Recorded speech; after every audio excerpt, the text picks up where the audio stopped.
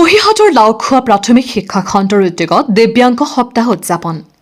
বিশ্ব প্ৰতিবন্ধী দিৱসৰ লগত সংগতি ৰাখি দিব্যাংগ সপ্তাহ উদযাপন কৰে ৰূপহীহাট কাঞ্চনপুৰ মধ্য ইংৰাজী বিদ্যালয়ত সাধাৰণ আৰু বিশেষভাৱে সক্ষম শিশুসকলক লৈ দিনজোৰা বৰ্ণাঢ্য কাৰ্যসূচীৰে পালন কৰে পুৱাৰ ভাগতে পতাকা উত্তোলনৰ জৰিয়তে অনুষ্ঠানটো শুভাৰম্ভ কৰে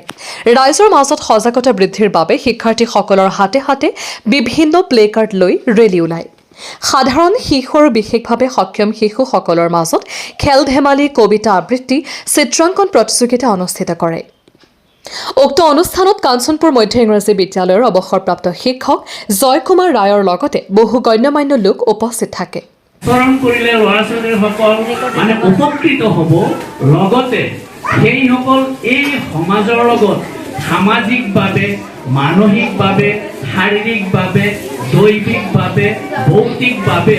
আদি ভৌতিকভাৱে এই সমাজৰ লগত খাপ খুৱাই চলিব পাৰিব সেইসকল জ্ঞান দিয়াৰ ক্ষমতা এইসকলৰ কিন্তু আছে এইটো মই জানো এইসকলে কিন্তু আমাৰ ক্লাছো লয় আমাৰ যেতিয়া পৰীক্ষণ হয় এই প্ৰহন্ত পাঠক মৃন্ময়া দেৱী আমাৰ এই চৰিপ আৰু যে থাকে আমাৰ বিমণি মেধি এইসকলে কিন্তু আমাৰ এই বিকলাংগসকলক কিদৰে আমি স্কুলত মানে শিকাব পাৰোঁ পঢ়াব পাৰোঁ সেই বিষয়ে আমাক কিন্তু ক্লাছ কৰে আৰু আমাৰ স্কুলতেইতো কৰি থাকে নহয় মোৰ স্কুলত দুজন আছে যিকেই নহওক এইসকলে যে আপোনালোকক আজি ট্ৰিট কৰিছে যিটো বিহেভ কৰিছে আপোনালোকক মানে কোনো ধৰণৰ সামাজিকতা প্ৰতিবন্ধকতা কোনো লাজ ঘৃণা ভয় নোহোৱাকৈ মানে আপোনালোকৰ পৰা যেনেকৈ ল'ৰা ছোৱালীৰ লগত মৰম চেনেহ আদৰেৰে মানে যেনেকৈ আপোনাৰ ল'ৰা ছোৱালীৰ লগত মিলি গৈ পেলাই সেইসকলৰ পৰা বস্তুখিনি মানে আদায় কৰি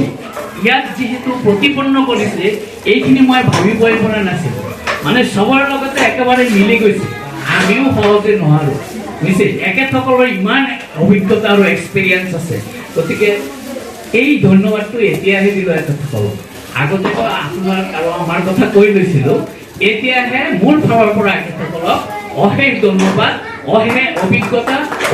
অশেষ নলেজ আৰু অশেষ জ্ঞান প্ৰকাশ কৰা আমাৰো ইমানখিনি ধৈৰ্য নাই যিকেই নহওক সভাখন ৰাতিপুৱাৰ পৰা চলি আছে এইসকল প্ৰতিবন্ধী ল'ৰা ছোৱালীয়ে আমাৰ সমাজৰ লগত মিলি গৈ সমাজখন আগুৱাই লৈ যোৱাত আৰু আমাৰ পৰিয়ালখনৰ গুৰি ধৰক সমাজৰ গুৰি ধৰক সকলোৰে মংগল কৰক সকলোৰে ভাল কৰক আৰু এজন প্ৰতিষ্ঠাপক মানুহ ল'ৰা বা ছোৱালী হিচাপে গঢ়ি উঠক এইটোৱে মই ভগৱান আৰু আল্লাহৰ ওচৰত কামনা কৰিছোঁ সকলোকে মই অশেষ ধন্যবাদ জ্ঞাপন কৰিছোঁ সকলোৱে ভালে থাকক সুখে থাকক দীৰ্ঘায়ু থাকক ৰোগ নিৰাময় হৈ থাকক আৰু এখেতসকলতো ডাক্তৰ ৰূপী ভগৱান আমাৰ আছেই এইসকলে মানে